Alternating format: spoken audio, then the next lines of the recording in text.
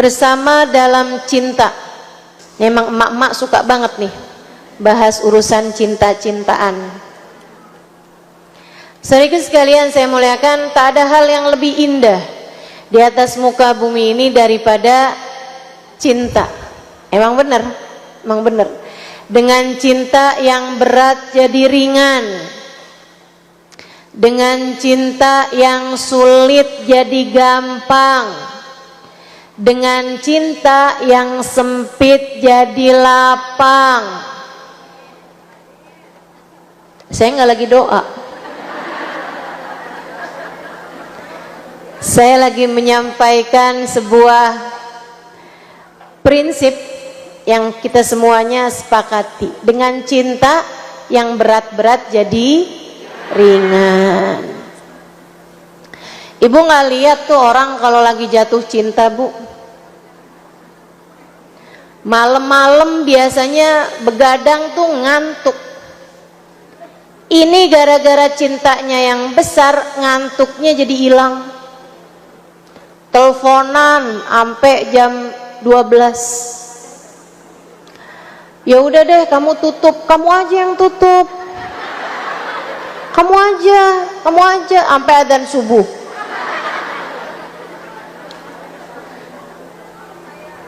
Jadi itu orang dengan cinta itu bisa segala-gala yang berat jadi ringan, kekuatan terbesar.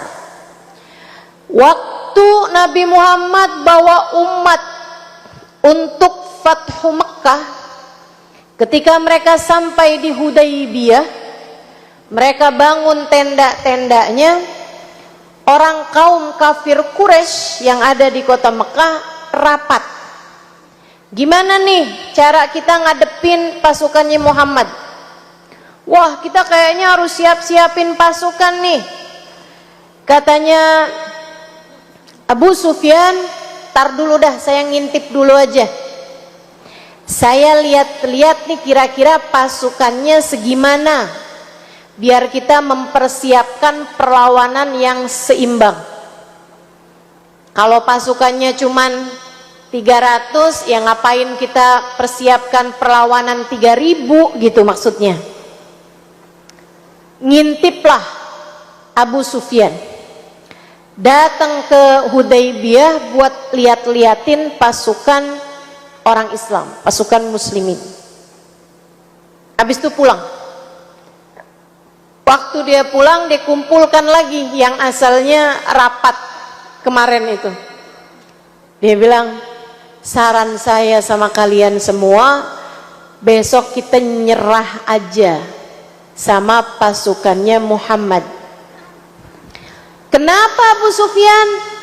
Kamu yang kemarin bilang kita nggak usah terlalu berlebihan, Muhammad pasukannya kecil, kita nggak usah terlalu berlebihan melawan pasukannya Muhammad. Pasukannya Muhammad nggak jago perang. Tapi sekarang pulang-pulang dari ngintip mereka, pulang-pulang dari ngeliat mereka, kamu malah minta kami buat nyerah. Kenapa mesti nyerah? Apakah jumlah pasukan orang Islam lebih banyak daripada pasukan kita? Abu Sufyan bilang enggak, pasukan kita lebih banyak daripada pasukan mereka. Terus kenapa nyerah? Apakah mereka punya persenjataan lebih canggih daripada kita? Enggak juga. Persediaan senjata kita jauh lebih banyak dan jauh lebih bagus-bagus daripada persenjataan mereka. Apakah mereka lebih jago-jago berperang? Enggak juga. Enggak juga. Kita lebih jago berperang daripada mereka. Lantas kenapa kita mesti nyerah, wahai Abu Sufyan? Abu Sufyan menjawab, karena mereka punya senjata yang tidak kita punya. Apa itu Abu Sufyan? Senjata namanya cinta. Mereka mencintai Nabi Muhammad lebih daripada cinta mereka kepada diri mereka sendiri. Tidaklah Muhammad mengangkat tangannya kecuali semua ikut mengangkat tangannya. Tidaklah Muhammad bertakbir kecuali semuanya akan bertakbir di belakangnya. Tidaklah Muhammad berwudu, melainkan air wudunya, air bekas wudunya Nabi Muhammad, rebutan para sahabat-sahabat ingin mendapatkannya. Mereka bersenjata dengan senjata cinta. Kita tak akan pernah mampu mengalahkannya. Senjata tertinggi, kekuatan terbesar yang dimiliki seorang manusia adalah cinta yang ada dalam hatinya. Bu, ibu nggak lihat kalau anak ibu lagi sakit, ibu yang asalnya juga sakit mendadak jadi sembuh buat ngurusin anak ibu, betul? Ibu lagi kayak gimana keadaannya, ngelihat anak pingsan, ngelihat anak sakit, Masya Allah, Masya Allah, hilang semua yang ibu rasakan hanya untuk merawat anak ibu yang sedang sakit. Orang tuh dengan cinta bisa kayak begitu, Bu. Bahkan ibu-ibu nih kalau anak lagi sakit terus ibu nggak tega, kekuatan cinta di hatimu bahkan bisa membuatmu untuk berdoa, ya Allah, pindahin aja dah sakitnya anak saya ke saya, ya Allah, kesian bener. Betul? Pernah doa begitu? Waktu anakmu sakit? Waktu suami sakit?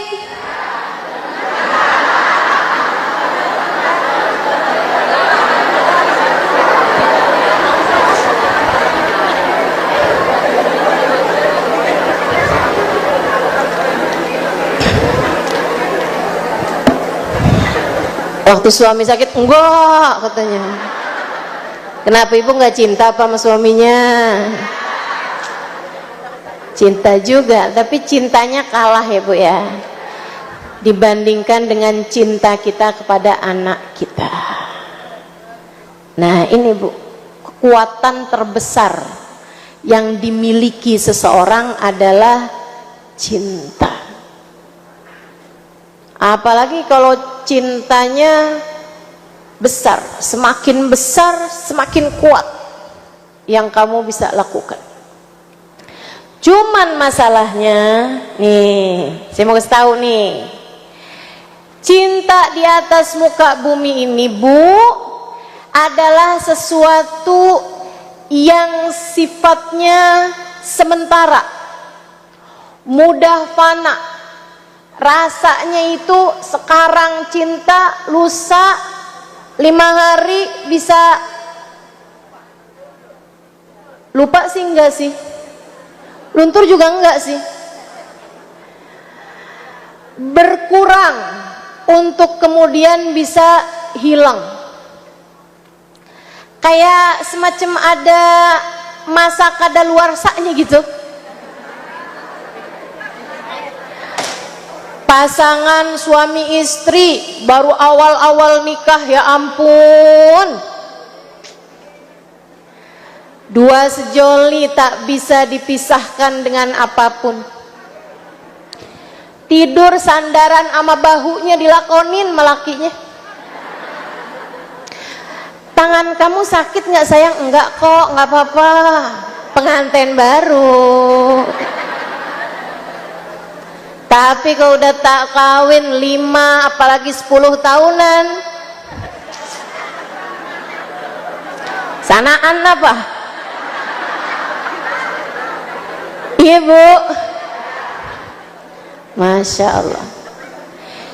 Iya loh Ustazah, kenapa kayak begitu? Nih, saya ceritakan.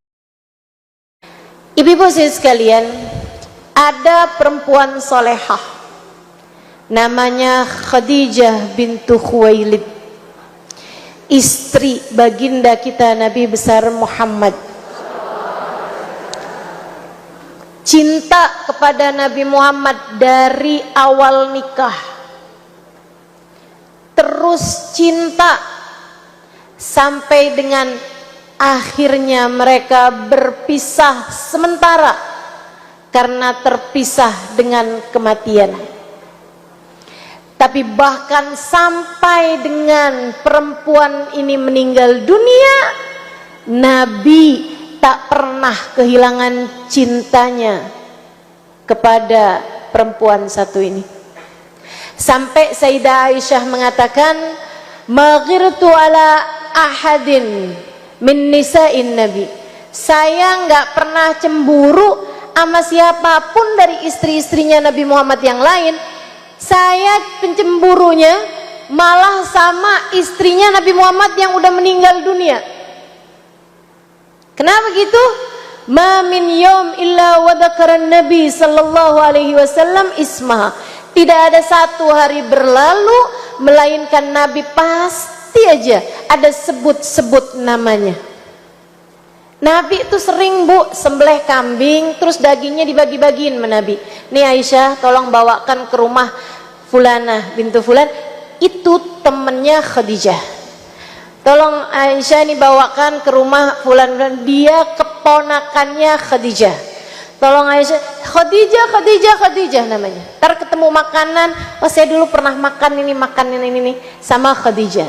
Sampai pernah satu hari datang seorang perempuan, baru ketuk pintu aja Nabi udah langsung berdiri. Sayyidah Aisyah mau bukain, kata Nabi Muhammad, gak usah Aisyah, biar saya sendiri yang bukain. Kayak Nabi hafal banget, tahu siapa yang datang gitu. Begitu dibuka sama Nabi Muhammad, Bu, seorang perempuan dan nenek-nenek dibawa masuk sama Nabi Muhammad, dipersilakan sampai didudukkan di kursinya atau di tempat duduknya Nabi Muhammad sallallahu alaihi wasallam. Nabi muliain banget, Nabi pandangin dia sampai dia selesai. Nabi Muhammad tanyain apa keperluannya, Nabi Muhammad mengiyakan semuanya sampai perempuan tersebut selesai dari bicaranya. Nabi Muhammad mengantar dia keluar, Nabi Muhammad tungguin sampai perempuan tersebut hilang, baru perempuan tersebut gak kelihatan maksudnya, baru Nabi Muhammad masuk lagi. Terus kayak senyum seneng banget gitu. Pikirnya Sayyidah Aisyah, mau cemburu dia nenek-nenek,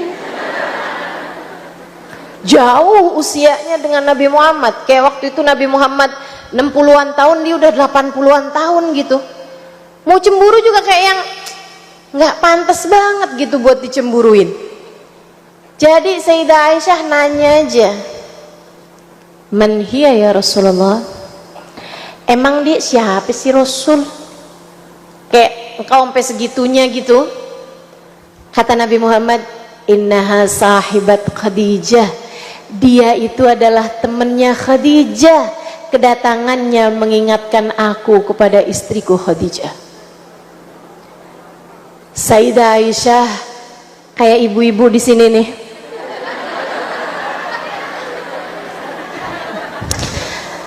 Terluka tapi tak berdarah.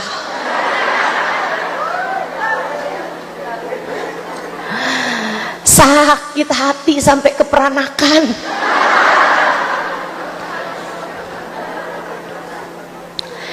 Kata Sayyidah Aisyah, saat itulah saya tak mampu lagi menyembunyikan kecemburuan saya. Saya bilang, Khadijah, ila mata dzakarta ismaha ya Rasulullah? Alaysa qad abdalakallahu bi khairin minha? Khadijah mulu, sampai kapan kau terus-terusan menyebut-nyebut namanya wahai Rasul? Tidakkah Allah telah menggantikan untukmu yang lebih baik daripada Khadijah? Sayyidah Aisyah ngambek, Sayyidah Aisyah marah. Bu, ternyata Nabi Muhammad lebih marah lagi daripada Aisyah. Merah muka Nabi Muhammad, kelihatan Nabi Muhammad kayak marah banget gitu.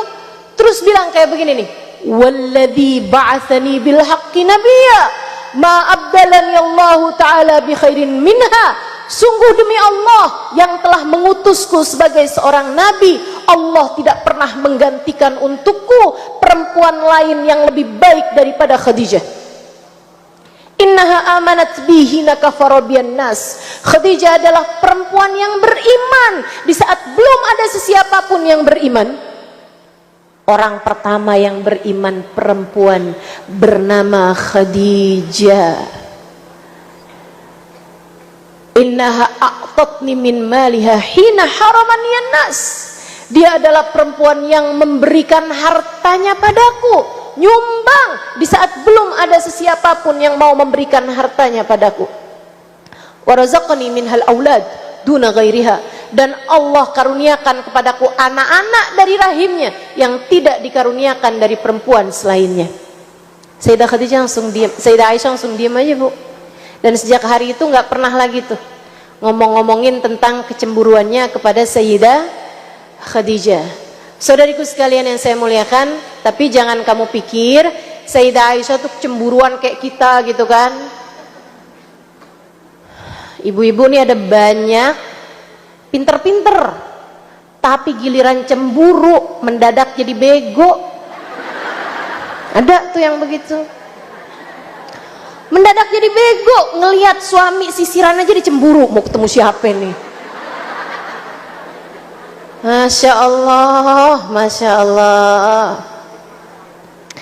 Saudaraku sekalian yang saya muliakan, Sayyidah Aisyah cemburu betul, tapi kecemburuannya bukan cemburu buta. Beliau sangat hormat kepada Sayyidah Khadijah dengan dalil. Nih Bu, saya sampaikan dalilnya. Biar kamu kalau cemburu, ya iyalah saya cemburu, Sayyidah Aisyah aja cemburu. Ah nih, nggak sama. Ibu-ibu saya sekalian, saya banyak belajar hadis Nabi Muhammad SAW. Saya banyak baca dan saya banyak pelajari hadis-hadisnya baginda kita Nabi besar Muhammad SAW. Bu, hampir semua hadis-hadis yang menceritakan kemuliaan Sayyidah Khadijah, periwayatnya adalah Sayyidah Aisyah. Kalau Sayyidah Aisyah tuh cemburu buta, boro-boro mau nyebutin kemuliaan yang dia cemburuin, betul? Termasuk hadis yang barusan itu juga diriwayatkan oleh Sayyidah Aisyah. Sayyidah Aisyah, saya pas lagi ngomong kayak begitu, Nabi Muhammadnya marah banget. Kalau wajah hati Sayyidah Aisyah dipenuhi dengan hawa nafsu, agak mau cerita tuh Bu hadis yang itu. Kalaupun mau cerita dia bilangnya, kata Nabi sih iya sih emang, saya udah digantiin dengan yang lebih baik, yang lebih muda, yang lebih cakep, yang lebih pintar. Tapi kan nyatanya nggak begitu. Saudariku sekalian yang saya muliakan, yang saya mau sampaikan kepadamu adalah bahwa kenapa Nabi Muhammad dengan Sayyidah Khadijah cintanya nggak ada masa kadaluarsanya.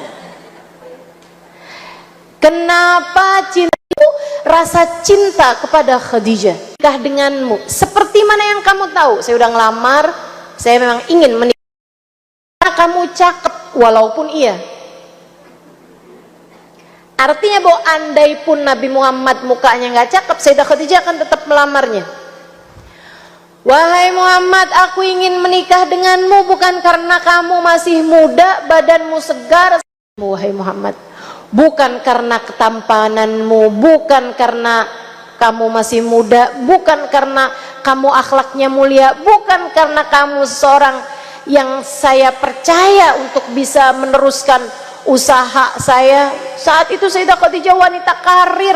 Zaman itu Bu, 1400 tahun yang lalu sudah kerja ekspor impor barang. Kurang canggih apa wanita satu ini? Aku ingin menikah denganmu bukan karena itu semua wahai Muhammad. Aku ingin menikah denganmu karena aku kira, persangkaanku nih, kamu nih akan menjadi seorang nabi akhir zaman ini. Wahai Muhammad, aku berharap dengan aku menikah denganmu, aku minta padamu, bawakanlah aku menuju Allah yang kelak akan mengutusmu. Sayyidah Khadijah cinta kepada Nabi Muhammad bukan karena wajahnya, bukan karena akhlaknya, bukan karena badannya, bukan karena apapun, melainkan ia cinta kepada Nabi Muhammad karena Allah, karena ia berharap dengan menikahi Nabi Muhammad, nanti kalau Nabi Muhammad menjadi seorang nabi, dia bisa ikut dekat dengan Allah Subhanahu wa taala, Tuhannya. Sayyidah Khadijah mencari Allah dalam pernikahannya dengan Nabi Muhammad. Itu sebabnya kenapa cintanya Nabi Muhammad kepada Khadijah menjadi cinta yang kekal. Itu sebabnya kenapa cintanya Sayyidah Khadijah kepada Nabi Muhammad menjadi cinta yang abadi, cinta yang tak terpisah dengan kematian, cinta yang bahkan sampai mati aja Nabi masih tak hilang rasa cinta kepada istrinya. Nah kita kan Bu ya, kita masih hidup aja dia belum tentu cinta. Betul? Ini nih, makanya kita mesti mempertanyakan cinta di hati kita ini karena siapa? Kamu bersama dengan orang-orang di sekelilingmu dalam cinta kepada siapa cintanya? Ada banyak para istri-istri cinta kepada suaminya. Kenapa? Ntar kalau kita nggak cinta kan, dia takutnya nggak transfer lagi. Jadi cinta kepada suaminya hanya karena transfer, hanya karena uang, hanya karena harta. Kamu cinta banget sama suami kamu? Iya dong, dia kan nyalek. Kali-kali kepilih kan saya jadi istri anggota dewan. Jadi ya saya harus cinta lah sama dia. Jadi cinta kepada suaminya hanya karena tahta, hanya karena jabatan. Ada juga nih yang cinta sama suaminya soalnya dia ganteng. Katanya gitu. Cintanya hanya karena rupa. Ini yang model beginian nih, harta, tahta, rupa, ada masa habisnya. Yang sekarang cantik 50 tahun yang akan datang mah rentak Bu. Yang sekarang kaya belum tentu akan terus-terusan kaya. Ibu-ibu saudaraku sekalian yang saya muliakan, bahkan Nabi Muhammad dalam salah satu hadisnya sedikit mengancam. Kata Nabi, siapa yang menikahi seseorang hanya karena hartanya, Allah akan menghalangkan dia dari harta pasangannya.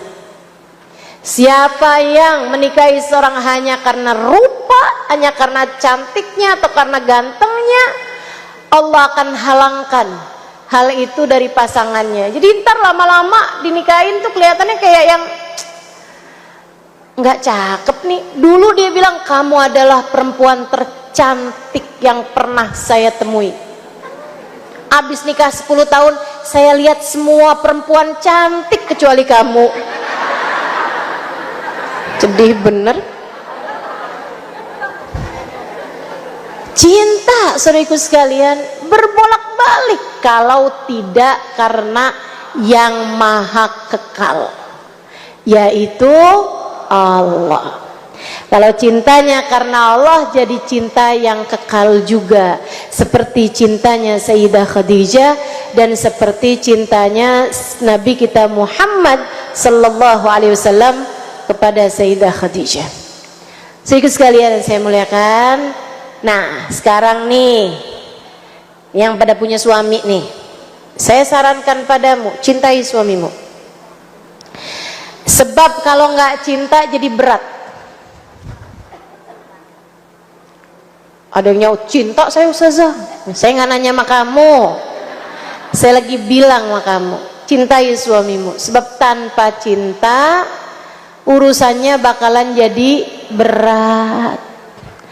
Nanti kamu dibangunin malam-malam dimintain bikin nasi goreng, berat. Nanti kamu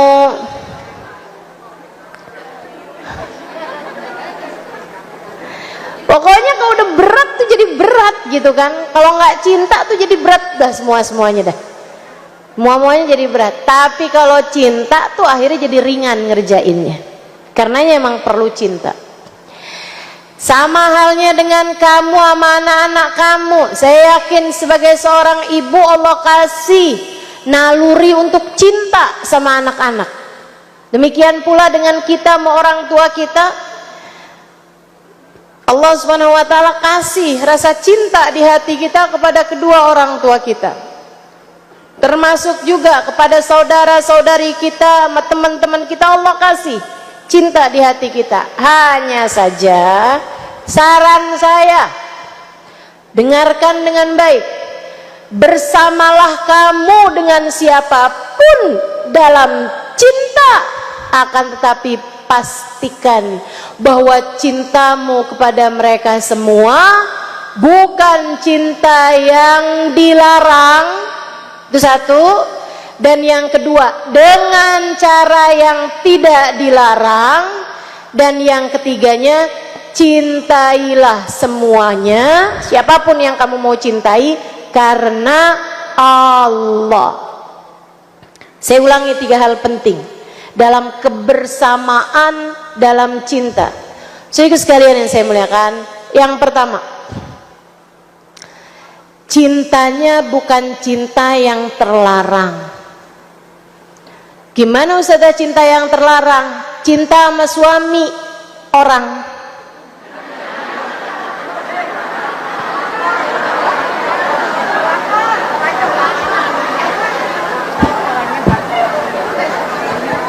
Saya cinta sama dia Ustazah, tapi dia suaminya orang.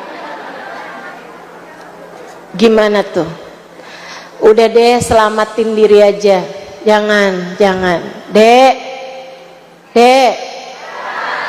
kalau kamu dideketi sama seorang laki-laki yang sudah beristri, jangan terpenjara dengan rasa yang salah. Kenapa saya betul sampai bingung mau lanjutnya nih? Kenapa saya sampaikan terpenjara? Karena kayak orang di penjara tuh, cintanya menjebakmu, kamu jadi nggak bisa ngapa-ngapain karena cintamu tersebut itu. Karena kan ya, saya selalu percaya bahwa cinta itu adalah jalan keluar. Cinta adalah solusi kehidupan. Menikah adalah solusi kehidupan. Nikah tuh solusi kehidupan. Kalau belum nikah aja udah penuh dengan permasalahan, ngapain dilanjutkan? Betul?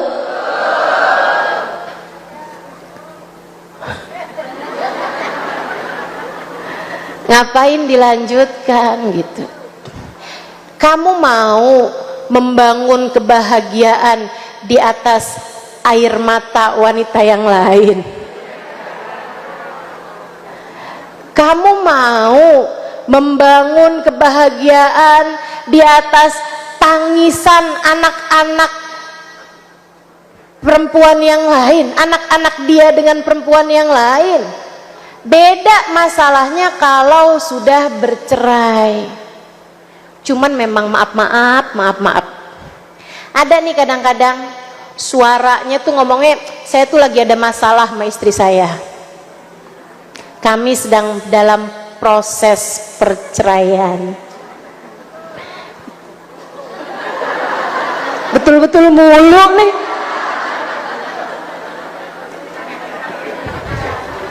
Ustazah, emang nggak boleh ya Ustazah kalau kita kawin gitu sama suaminya perempuan lain? Saya nggak sedang membahas hukumnya, saya cuman ingin kamu itu bahagia dengan pernikahanmu. Jadi repot Bu buat nyari bahagianya kalau kawin sama suami orang. Percaya saya deh, banyak banget kasusnya udahan. Akhirnya jadi harus memilih. Dan banyak laki-laki kalau dikasih milih, akhirnya jadi milih untuk meninggalkan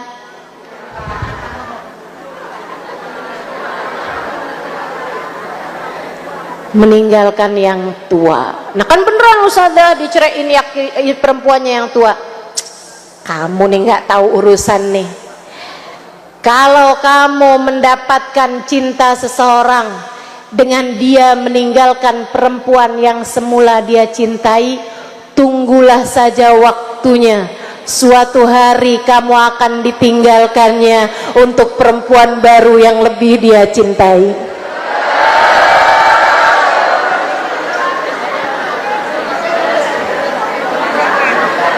Ini pada girang banget ini ya. Nggak nyesel saya ngaji katanya. Masya Allah. Jangan deket-deket sama cinta yang tidak halal. Ya. Apalagi nih adik-adik nih. Adik-adik nih. Dek. Adik-adik jomblo nih ya. Dideketin sama laki-laki, dia belum beristri. Dia belum beristri. Tapi dia deketin berdua-duaan. Nih anak-anak zaman sekarang kalau pacaran ngeri. Main booking hotel. Serem bener. Perempuan zaman dulu mah Bu, baru pegangan tangan aja udah diomongin orang sekampung. Bener gak? Anak zaman sekarang ngeri-ngeri pacarannya. Hati-hati deh, hati-hati. Hati-hati. Abisnya Ustazah dia nggak ngelamar-ngelamar, saya jebak aja dah. Astagfirullah. Astagfirullah. Dia belum halal bagimu, maka apapun yang kamu lakukan berdua dengannya itu adalah sebuah perbuatan yang haram, namanya zina. Dan kalau zina tuh ya, kalau zina itu, kalau orang yang pacaran nih ya, hatinya lagi sama-sama terjebak dengan cinta yang salah, itu kenapa sih kayak jadi cakep aja gitu kelihatannya. Zayyana syaitanu lahum a'maluhum. Setan menghias-hiasi perbuatan mereka. Jadi jangan salah. Kamu itu loh kalau lagi pacaran, kamu ngelihat cowok kamu tuh semuanya bagus aja. Walaupun dia kadang-kadang kasar, walaupun dia kadang-kadang pelit, semuanya jadi kelihatan cakep aja. Kenapa? Yang kamu lihat bukan dia tapi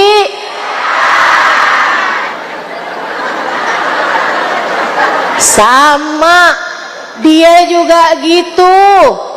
Kamu kadang-kadang ada kotoran di mata kamu kadang-kadang ileran, kamu kadang-kadang belum gosok gigi, tapi dia ngelihat kamu cakep aja.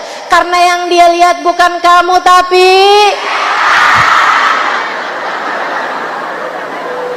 setan semua tuh urusan. Makanya saya nggak heran ada orang pacaran di kuburan.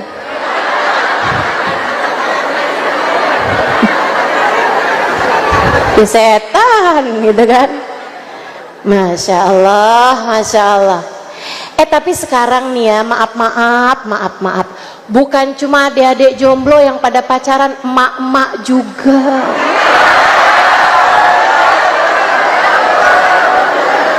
Ngeri bener. Ketemuan di reunian CLBK,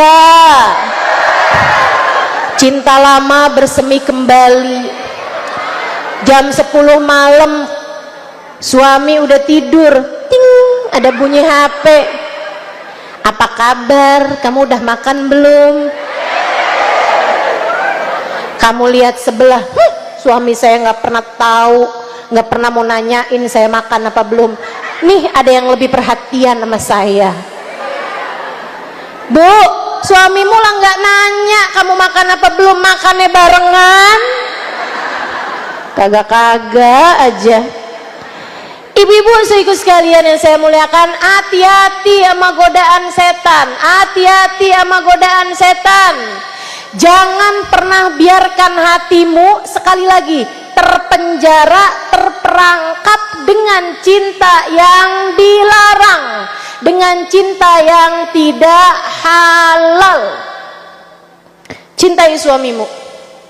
Sebisamu mencintai seseorang, silahkan cintai suamimu pada batasan-batasan yang dibolehkan dalam ajaran agama Islam. La ta'ata li makhluqin fi maksiatil khaliq. Kita tidak boleh taat sama manusia selagi dia membawa kita kepada kemaksiatan. Kalau sama suami yang cinta, Bu, nggak apa-apa. Puja suamimu, puji suamimu, dapat pahala. Jangankan ibu ngomong bagus, sekedar ibu senyum sama suami pahalanya gede, Bu. Suami sendiri sekali lagi ya, bukan suami orang.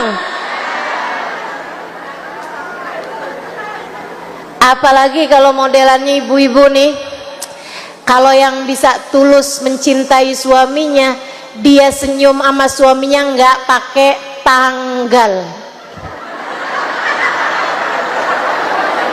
Udah tanggal tua, jauh dari gajian,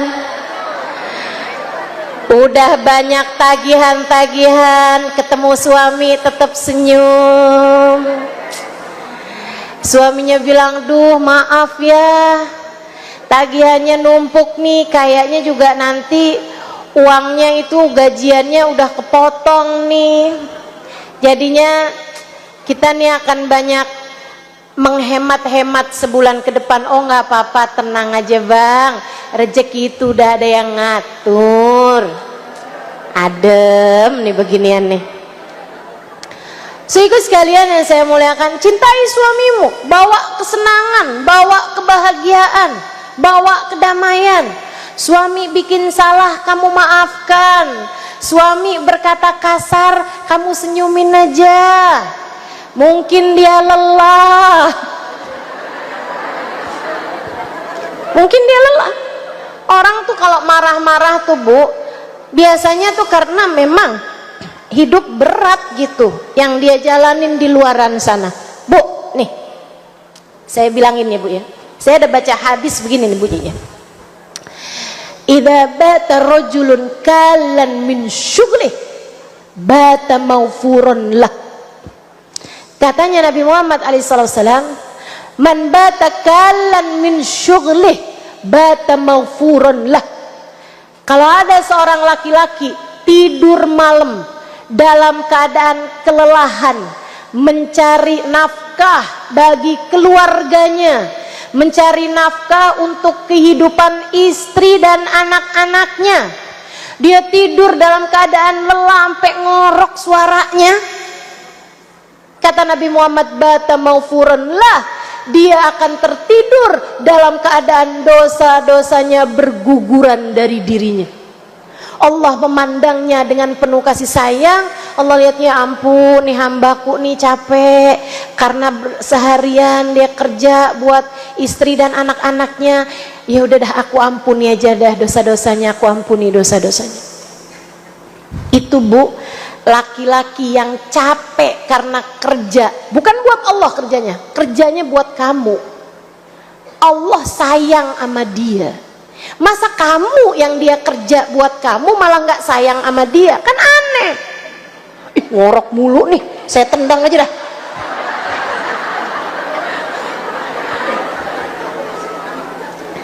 Masya Allah, Masya Allah. Saya pernah dengar orang kalau lagi ngorok tuh dimiringin.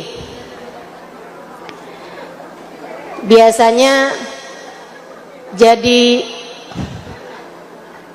enggak ngorok lagi, tapi sekarang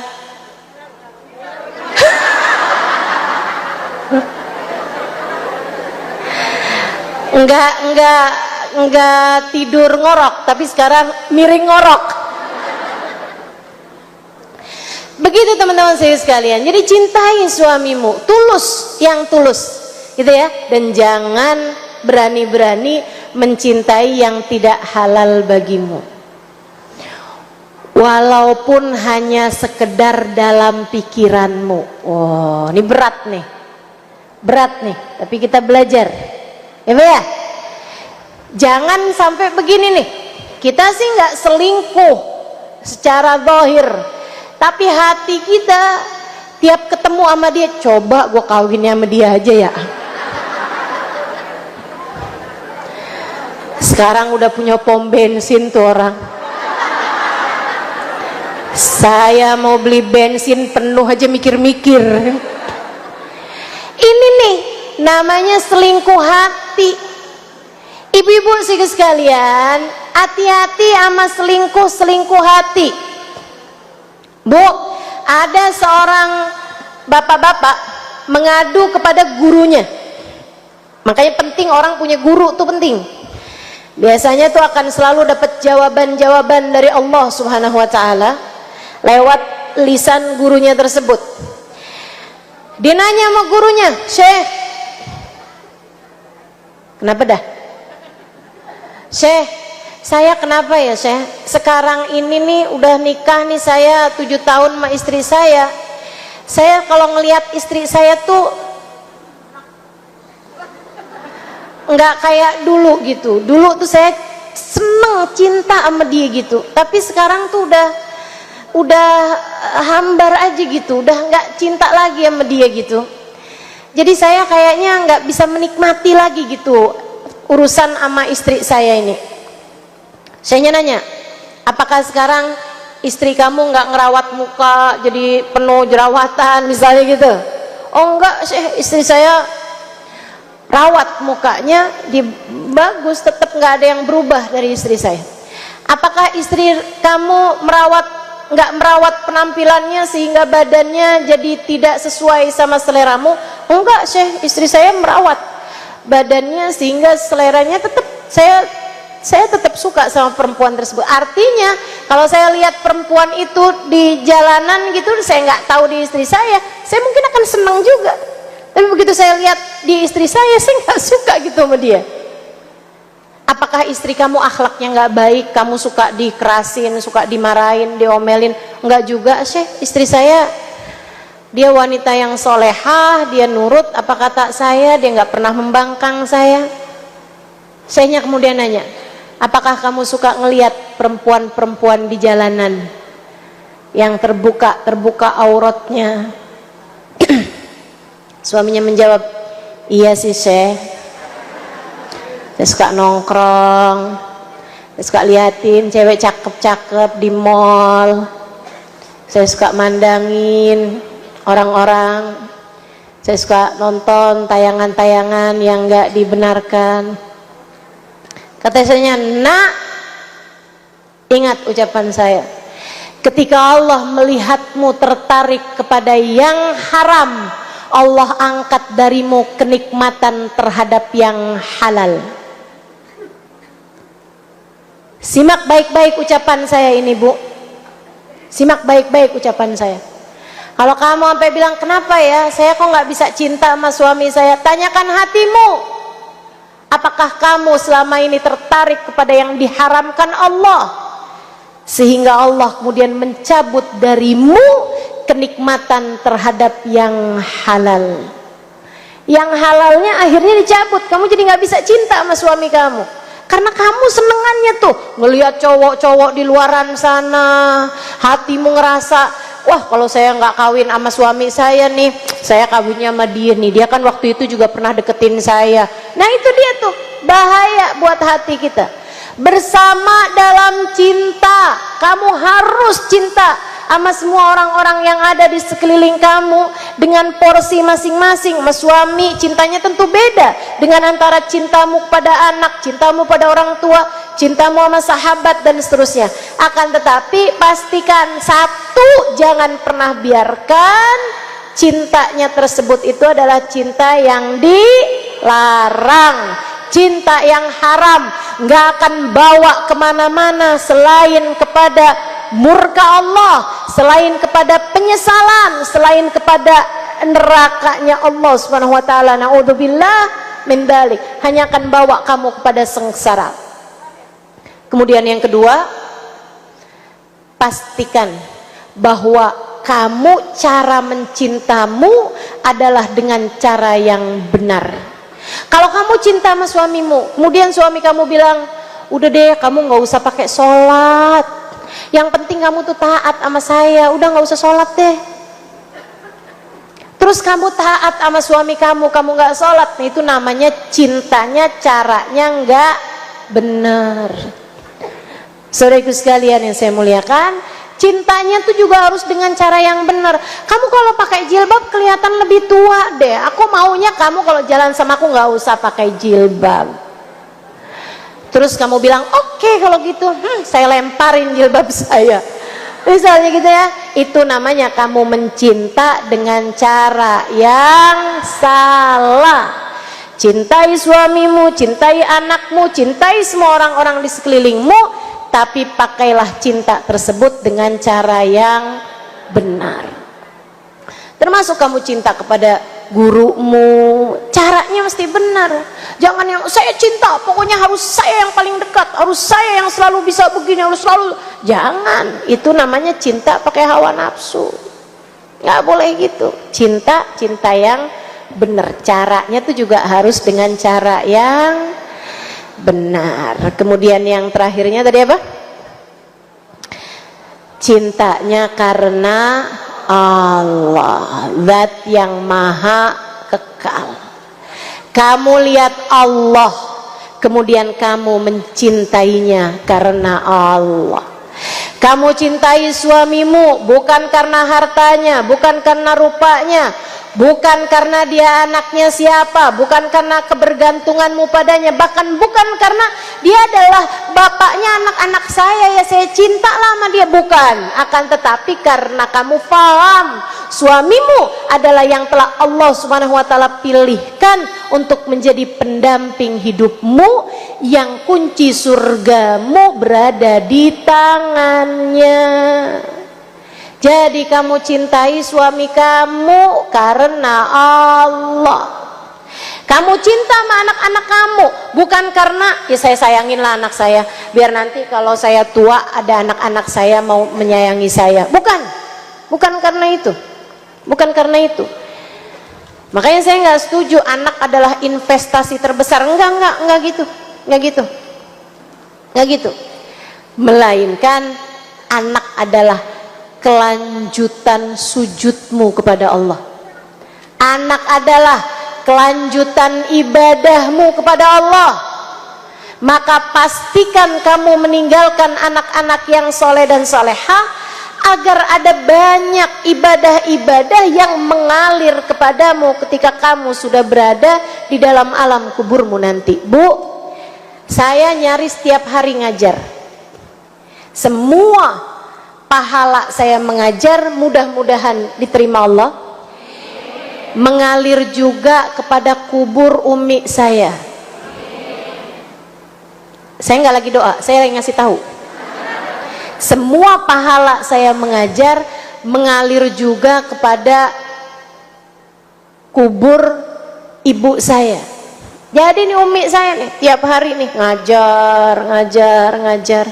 Tiap hari datang ke masjid ini, masjid itu. Umi saya ada di dalam kuburnya, pahala saya memberi kajian itu akan terus mengalir ke dalam kubur umi saya sebagai tambahan ibadah beliau. Ibu kebayang nanti ibu kalau meninggal dunia juga begitu. Apa yang dilakukan anakmu akan mengalir juga kepadamu di dalam alam kubur. Karenanya kalau kamu selalu mengajarkan anakmu untuk cinta terhadap dunia, nak kamu harus jadi orang kaya, biar nanti kamu tuh nak kalau kaya nggak diremehin sama orang. Tuh yang miskin-miskin hidupnya pada hina, kamu harus jadi perempuan orang kaya nak. Anaknya kemudian kaya tapi sholatnya berantakan, ibadah berantakan, menghina orang-orang yang miskin. Ketika dia jadi pejabat yang korupsi, tiap kali dia melakukan dosanya mengalir ke dalam kuburmu di saat kamu sudah berada dalam alam kubur. Maka sayangi anakmu, sebab dia adalah kelanjutanmu ketika kamu berada dalam alam kubur. Pastikan hanya ibadah-ibadah yang indah yang akan mengalir kepadamu di saat kamu sudah mati nanti. Sayangi ibumu, sayangi bapakmu, sebab ridha Allah terletak pada keridhaan keduanya. Sayangi saudara-saudarimu, Bu, kakak adekmu disayang. Kakak adekmu disayang, jangan sayang sama yang kaya doang. Yang miskin gak diperhatikan, jangan. Sesungguhnya siapa yang memutuskan hubungan dengan saudaranya, Allah akan memutuskan hubungannya dengan orang tersebut. Sementara siapa yang suka menjalin silaturahmi dengan saudara-saudarinya, maka Allah pun akan menyambung hubungan dengan orang tersebut. Begitu katanya baginda kita Nabi Muhammad dalam salah satu hadisnya. Sayangi tetanggamu, sayangi teman-temanmu, sayangi orang-orang yang ada di sekelilingmu, sayangi mertuamu, sayangi iparmu, sayangi semua siapapun yang dapat kamu sayangi. Dengan cara itu kita akan menjadi orang-orang yang selalu bersama dalam cinta. Siapa yang bersama dalam cinta, kelak di hari akhirat akan dikumpulkan dengan orang-orang yang dia cintai di bawah bendera manusia yang paling cinta kepada umatnya, baginda kita Nabi besar Muhammad sallallahu alaihi wa ala alihi wa sahbihi wasallam. Yuk kita akhiri majelis kita ini dengan kita baca suratul Fatihah. Kita minta pada Allah Subhanahu wa taala, semoga Allah membenahi hati kita, semoga Allah membaguskan hati kita, semoga Allah mencabut dari dalam hati kita rasa cinta yang salah, rasa cinta kepada yang tidak semestinya. Semoga Allah selalu mengajarkan kita bagaimana cara mencintai dengan benar, bagaimana mencintai kepada yang selayaknya dicintai, dan juga semoga kita selalu mencintai orang-orang yang kita cintai hanya karena Allah Subhanahu wa taala. Kita mohon bimbingannya, semoga yang di dalam hatinya terdapat cinta kepada yang tidak semestinya, Allah membantumu untuk menghilangkan rasa cinta tersebut di dalam hatimu.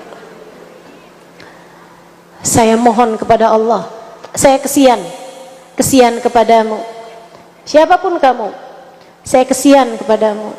Kalau di dalam hatimu terdapat cinta kepada yang tidak halal bagimu untuk kamu cintai, saya minta kepada Allah, semoga Allah Subhanahu wa taala mencabut rasa itu dari dalam hatimu sebelum penyesalan ketika maut datang kepadamu kamu rasakan.